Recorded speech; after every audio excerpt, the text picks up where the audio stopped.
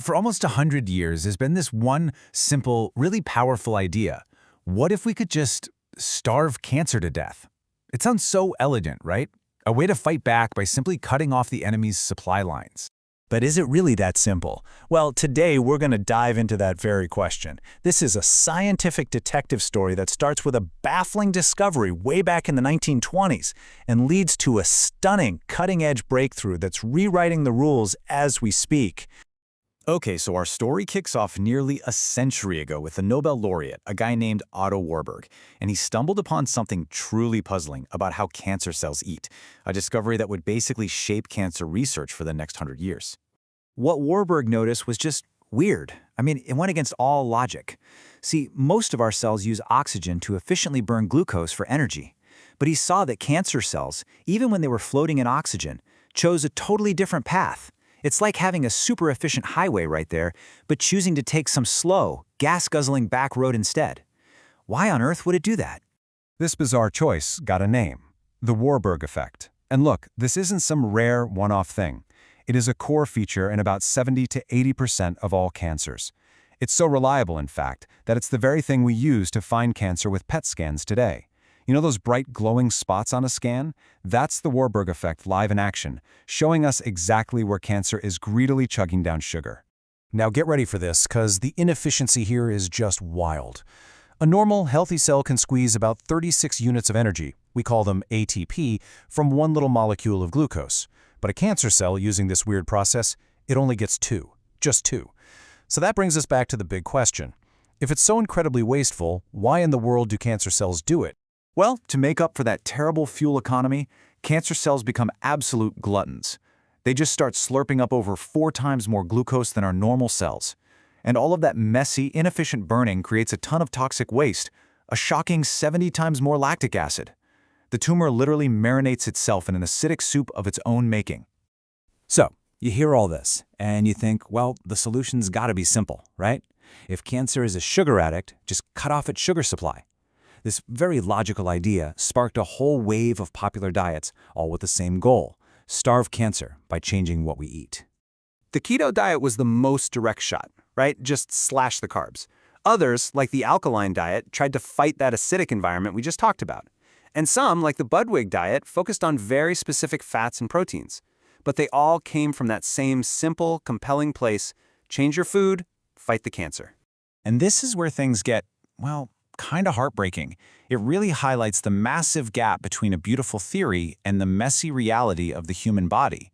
Because despite all the hope, despite decades of studies, not a single one of these diets has ever been reliably shown to shrink or stop existing tumors in people.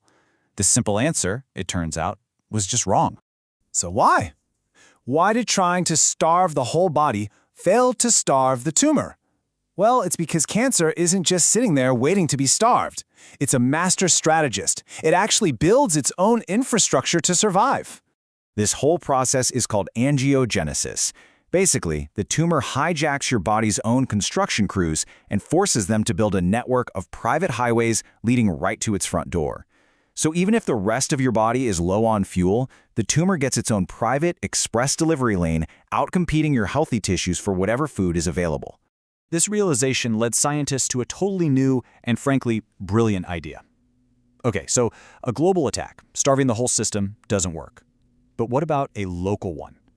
What if, instead of trying to cut off the supply everywhere, we could put a super hungry competitor right next door to the tumor to steal its food before it even gets there? And the answer, surprisingly enough, was something called brown fat. Now, this isn't the regular white fat that stores energy. No, brown fat is a metabolic furnace. Its only job is to burn fuel, especially glucose, at a crazy fast rate to generate heat and keep us warm. And scientists realized, hey, wait a minute, just like cancer, this stuff is a massive consumer of glucose. The potential here was just huge. In this landmark animal study, researchers activated brown fat in mice just by keeping them in a cool room. That's it. And the brown fat immediately went into overdrive, sucking up all the glucose from the bloodstream. And the result? The nearby tumors were starved and their growth slowed down by a mind-blowing 80%. Okay, amazing, right? But here's the catch, and it's a big one. To get this to work, a cancer patient who's already weak and going through so much would have to live in a constantly cold, uncomfortable state for weeks, maybe even months. It's just not a practical or humane way to treat someone. So we had this incredible weapon, but no realistic way to actually use it. So, we're stuck. Or are we? This is where the story takes a super cool, high-tech turn. Researchers at UCSF asked a revolutionary question. What if we could get all the benefits of that hungry brown fat without the freezing cold? What if we could just build a better furnace? Their strategy was pure genius. They took the gene-editing tool CRISPR, and they used it to copy the engine from brown fat. It's a single gene called UCP1, and they pasted it into regular old white fat cells. It's literally like taking the engine from a Formula One race car and dropping it into your family station wagon. All the power, no racetrack required. And the results in the lab? They were so insane, the researchers literally had to run the experiment again and again just to believe their own eyes. When they put these new engineered beige fat cells in a dish with cancer cells, the beige fat was so good at gobbling up glucose that it starved the cancer to death. Nearly 100% of the cancer cells were wiped out, simply because their food was gone. So, what about in a living animal? Well, the effect was just as stunning. The team grew these beige fat cells into these tiny little clumps or organoids, and then they implanted them right next to tumors in mice. And across multiple aggressive cancer types, we're talking breast, pancreatic, colorectal, the tumors shrank by more than half. They weren't poisoned, they were just out-eaten. So, what we're talking about here isn't a pill or a chemical. It's a living therapy. It's using our own modified cells as a precision weapon. And you know what? Using our own fat cells to do it turns out to be an incredibly elegant and practical choice.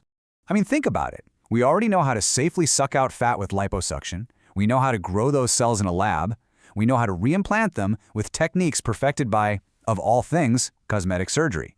And because the cells come from the patient themselves, the risk of their body rejecting them is super low. It's amazing, really. Decades of vanity have accidentally paved the way for what could be a revolutionary cancer therapy.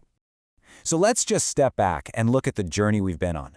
We went from a century-old mystery about cancer's bizarre appetite all the way to a cutting-edge living cell therapy that doesn't try to poison cancer, but just beats it at its own game by being hungrier. But we all know cancer is smart. It's a survivor. It adapts. So what if this amazing hunger weapon isn't the final blow, but the opening move?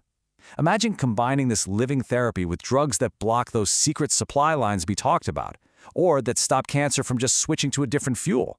A 1-2 punch that attacks cancer's metabolism from all sides. That could be the checkmate we've all been searching for. And that, right there, is the next frontier.